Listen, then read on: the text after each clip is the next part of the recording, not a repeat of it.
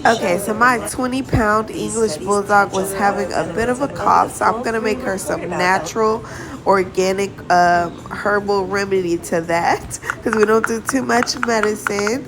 And so I did add some elderberry. It's known to naturally fight flu in both dogs and humans. So we're going to stir it up and then we're going to administer it to her slowly. It is warm, but test it before you give it to your puppy.